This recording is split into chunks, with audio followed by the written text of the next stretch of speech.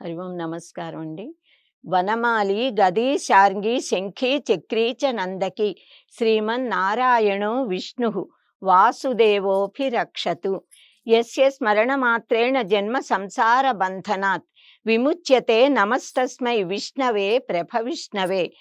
ఇవాళ భీష్మాచార్యుల వారి గుణగణాల గురించి, దేవవ్రతుడైన ఆయన భీష్మ ఆచార్యునిగా ఎలా మారారు అన్న విషయాలను గురించి తెలుసుకుందాము.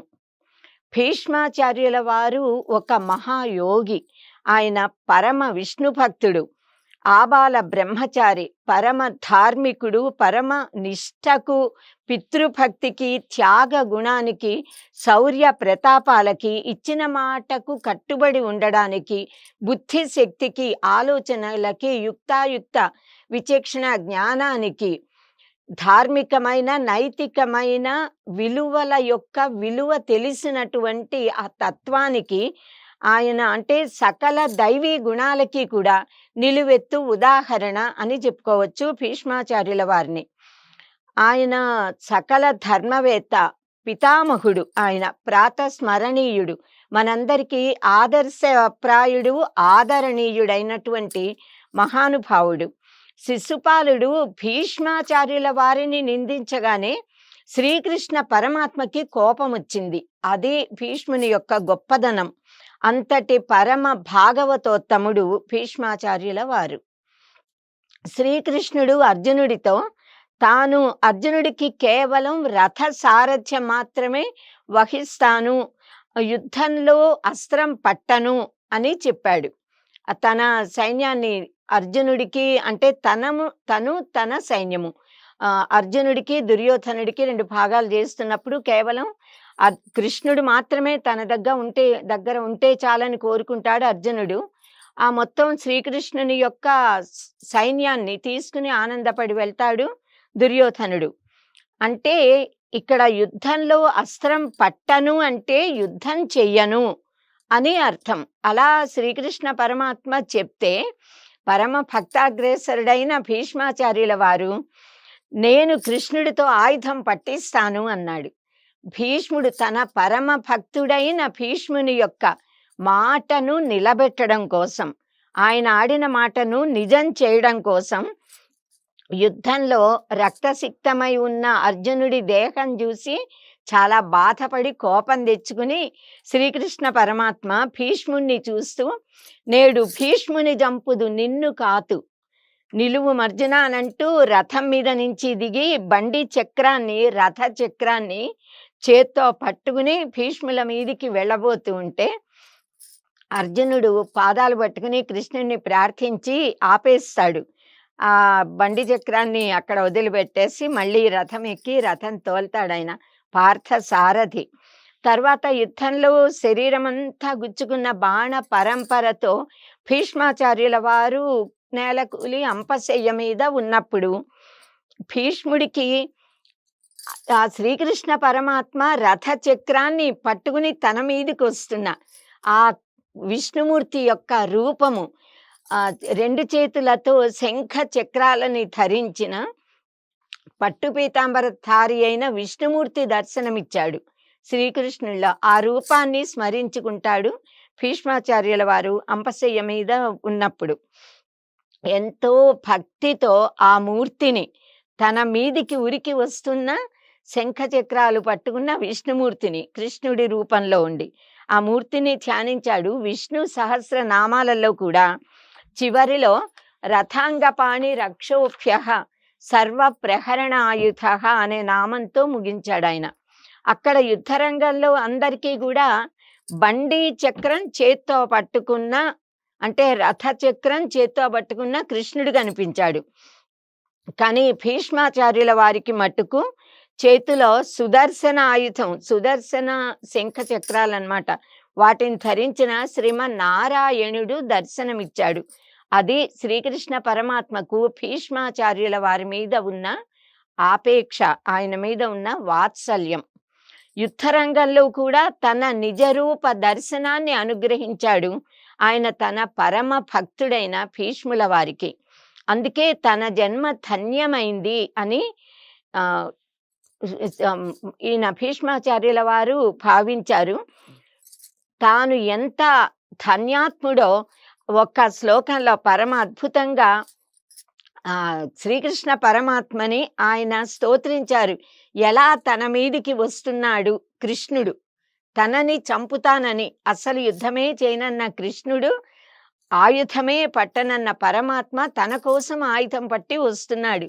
తానెంత అదృష్టవంతుడు అని పొంగిపోతూ, కుప్పించి ఎగసిన కుండలంబుల కాంతిని గగన భాగం బెల్లగప్పి కొనగా, ఉరికిన నోర్వక యుదరంబులోనున్న జగముల వ్రేగున జగతి కదల, చక్రంబు చేబట్టి చనుదెంచు రయమున పైనున్న పచ్చని పటముజార, నమ్మితి నాలావు నగుబాటు సేయక మన్నింపుమని క్రీడి మరల దిగువ, కరికి లంఘించు సింహంబు కరణి మెరసి నేడు భీష్ముని జంపుదు నిన్ను కాతు, విడువు మర్జున యనుచు మద్విశిఖ వృష్టి దెరలి చనుదెంచు దేవుండు దిక్కు నాకు అని ప్రార్థించాడు. ఏది ధర్మము ఏది అధర్మము అని నిర్ణయించడంలో భీష్మాచార్యుల వారిని మించిన వారు లేరు.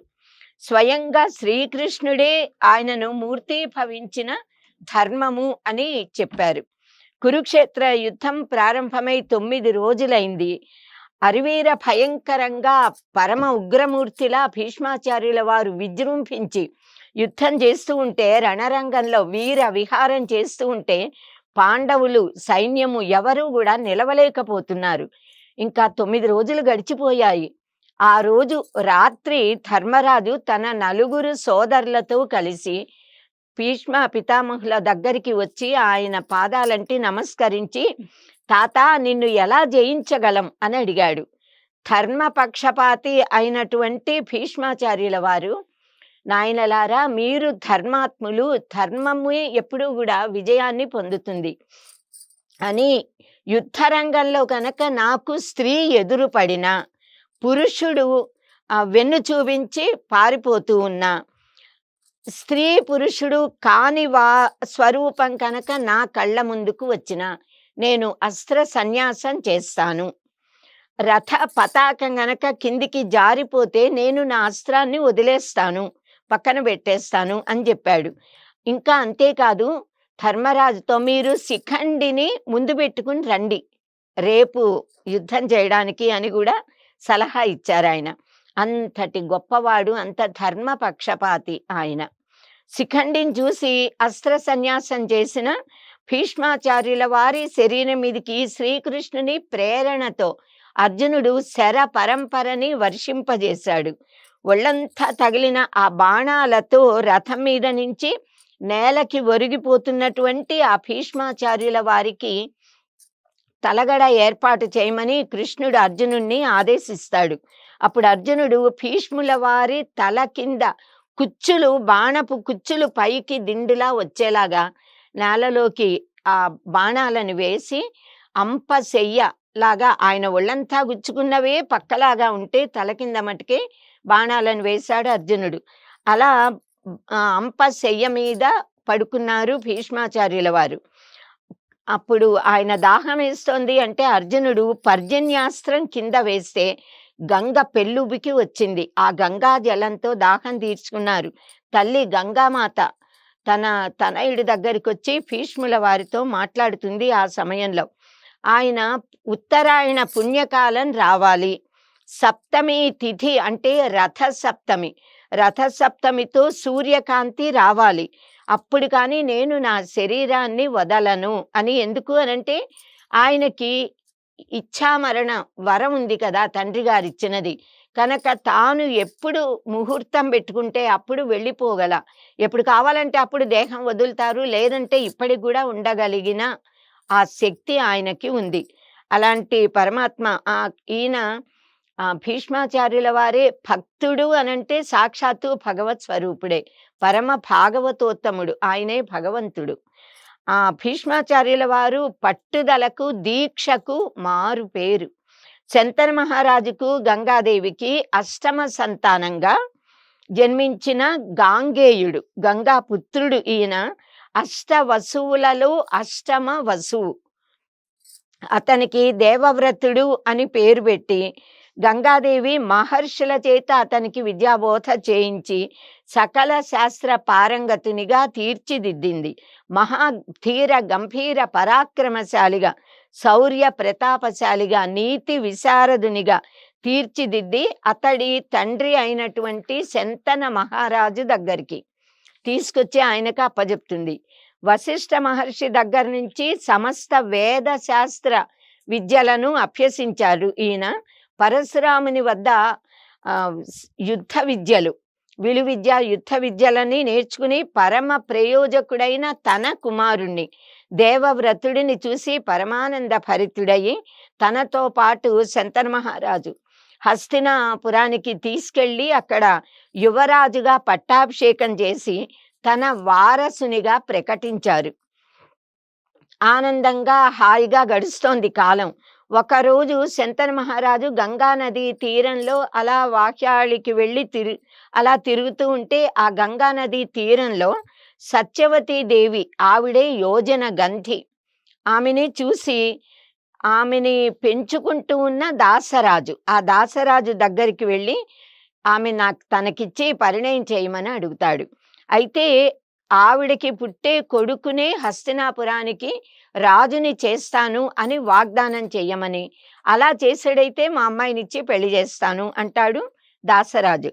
కానీ తనకి అంటే ఆయన అలా షరతు పెట్టాడు, కండిషను. దానికి ఈయన ఎలా ఒప్పుకోగలుగుతారు? పాపం శంతన మహారాజు సర్వసమర్థుడైన గంగాపుత్రుడు, తన జ్యేష్ఠ కుమారుడు, యువరాజు, రాజ్యానికి వారసుడు అతను ఉండగా ఈ దాసరాజు కూతుర్ని పెళ్లి చేసుకుంటే వాళ్ళకు కలిగిన సంతానాన్ని ఎలా రాజుని చేయగలుగుతాడు? కనుక ఏమీ మాట్లాడకుండా వెనక్కి తిరిగి వచ్చేస్తాడు. కానీ బెంగతో దిగులుగా ఉండి కృషించిపోతూ ఉంటాడు. తన తండ్రి ఎందుకు ఇలా దిగులుగా ఉన్నారు అని ఆయన భీష్మాచార్యుల వారు అవలేదు అప్పటికి. దేవవ్రతుడు తెలుసుకుని దాసరాజు దగ్గరికి వెళ్ళి ఈ వివాహం జరిపించమని, తాను అసలు సింహాసనాన్ని ఆశించను, నేను ఈ యువరాజ పదవిని వదిలేస్తా, నేను రాజ్యం మీద అధికారాన్ని త్యాగం చేస్తాను అంటాడు. అయితే నీవు త్యాగం చేస్తే నీ పిల్లలు వారసులు అవుతారు కదా అంటే, తాను ఆజీవితాంతము బ్రహ్మచారిగా ఉంటాను అని ఆయన ప్రతిజ్ఞ, భీషణమైన ప్రతిజ్ఞ చేశారు. ఆ భీషణమైన ప్రతిజ్ఞ చేయడం వల్ల భీష్ముడు అనే పేరు ఆయనకు వచ్చింది. దేవతలందరూ కూడా భీష్మ భీష్మ అని అతనిని, దేవవ్రతుడిని ఆ సమయంలో ప్రశంసించారు. పైనుంచి పూలవాన కురిసింది, దివ్య దుందుపులు మ్రోగాయి, దేవతలు ఆనందపడ్డారు. సత్యవతీ దేవికి జన్మించిన భవిష్యత్తు తరాల జన్మించబోయే భవిష్యత్ తరాల వారికి తాను రక్షకుడిగా ఉంటానని, ఎవరు హస్తినాపుర సింహాసనం మీద రాజుగా ఆసీనులై ఉంటారో వారిని సేవిస్తాను అని, హస్తినాపుర రాజ్యము ఎప్పుడు సుభిక్షంగా సుస్థిరంగా చక్కగా ఉండేలా చూస్తాను అని కూడా వాగ్దానం చేస్తారు ఆయన. ఈ త్యాగానికి, పరమద్భుతమైన ఈ త్యాగానికి ఆశ్చర్యచకితులైన అతని దేవవ్రతుని తండ్రి శంతన మహారాజు భీష్ముడికి స్వచ్ఛంద మరణాన్ని వరంగా అనుగ్రహిస్తారు. తర్వాత శంతన మహారాజుకు సత్యవతీదేవికి వివాహం జరుగుతుంది.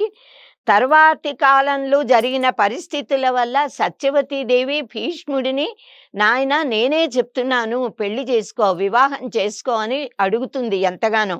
కానీ తల్లి, నేను ఆడిన మాట తప్పను, నేను ఒక్కసారి పంచభూతాల సాక్షిగా వాగ్దానం చేశాక, ఒక మాట ప్రతిజ్ఞ చేశాక ఆ ప్రతిజ్ఞని మీరరాదు కదా. ఆయన మీరలేదు, చేసిన ప్రతిజ్ఞని పక్కకి తప్పుకోలా. ఒక్కసారి అంబ వెళ్ళి పరశురాముణ్ణి ప్రార్థిస్తుంది, ఈ భీష్ముడి వల్ల నా జీవితం నాశనం అయిపోయింది, ఎటు కాకుండా ప్రేమించిన సాల్వరాజు తిరస్కరించాడు, ఈ తన తమ్ముడి కోసం తీసుకొచ్చాడు కదా, ఆయన కూడా ఎవరినో ప్రేమించిన అమ్మాయిని నేను పెళ్లి చేసుకోనని, అతను చిత్రాంగదుడు, విచిత్ర వీరుల కోసం అంబిక, అంబాలికలని తీసుకొచ్చాడు కదా, కాశీరాజ పుత్రికలని భీష్ముల వారు. ఇతను తిరస్కరించేటప్పటికి పరశురాముణ్ణి శరణు కోరి, మీ శిష్యుడు కదా, మీరు చెప్తే వింటాడు, భీష్ముడిని నన్ను పెళ్లి చేసుకోమనండి అనంటే, పరశురాముల వారు వచ్చి భీష్మ పెళ్లి చేసుకోమన్నా గురువు మాటని కూడా ఆయన కాదు అంటాడు. ఎందుకు అంటే చేసిన ప్రతిజ్ఞ అలాంటిది, ఆడిన మాట తప్పకూడదు. అదే పరమధర్మం. పరమధర్మం ముందు చిన్న ధర్మము పక్కన పెట్టాలి. కనుక ఈయన ఆడిన మాట తప్పలేదు, ఎవరిని వివాహం చేసుకోలేదు భీష్మాచార్యుల వారు. భీష్ముడిని ఆచార్యులు అని ఎందుకంటారు అనంటే, ఆయనకు ఎన్నో ధర్మాలు తెలుసు. ఆయన ఆ ధర్మాలని తన జీవితంలో ఆచరించారు. ఆ ధర్మము యొక్క రహస్యాలన్నింటినీ కూడా శ్రీకృష్ణ పరమాత్మ యొక్క ఆదేశంతో ధర్మరాజు పాండవులందరికీ, అప్పుడు ఆ సమయంలో వచ్చిన అందరికీ, ముఖ్యంగా ధర్మరాజాదులకు బోధించారు. వారందరి సందేహాలని కూడా నివారించారు.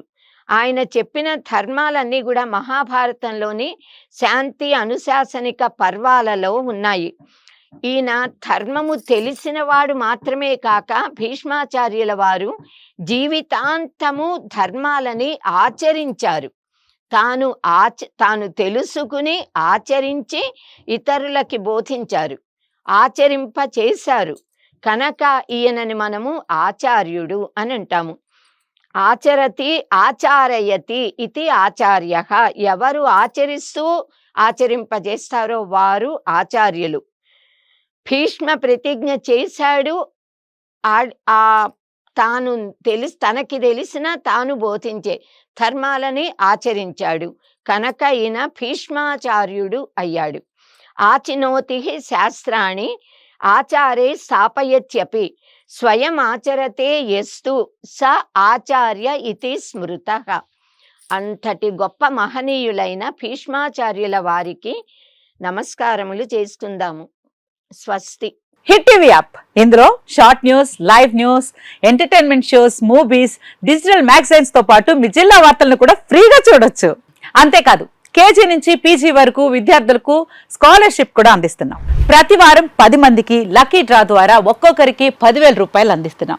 ఇంకెందుకు ఆలస్యం, వెంటనే హిట్ టీవీ యాప్ ని డౌన్లోడ్ చేసుకుని ఫ్రీగా ఎంటర్టైన్మెంట్ పొందండి. Hit TV app. Hit TV app. Please download hit TV app. Hit TV app ని ఫ్రీగా డౌన్లోడ్ చేసుకుని ఎంజాయ్ చేయండి. మీకు నచ్చిన ఎంటర్టైన్మెంట్ కోసం హిట్ టీవీ యాప్ ని ఫ్రీగా డౌన్లోడ్ చేసుకుని ఎంజాయ్ చేయండి. హిట్ టీవీ యాప్ ని డౌన్లోడ్ చేసుకుని ఆస్వాదించండి, ఆశీర్వదించండి. ఇంతమంది సెలబ్రిటీలు హిట్ టీవీ యాప్ ని డౌన్లోడ్ చేసుకోండి అని చెప్తున్నారంటే ఎంత మంచి యాప్ ఆలోచించండి. అమెరికా అమెరికా అమెరికా అమెరికాలో చదవాలనుకునే వాళ్ళకి విశ్వసనీయమైన పేరు మన శౌర్య కన్సల్టెన్సీ. UK లో 1 year masters. UK లో 1 year masters. 2 years work permit up to 5 years visa. Contact Saurya Consultancy. Contact 89851 89851.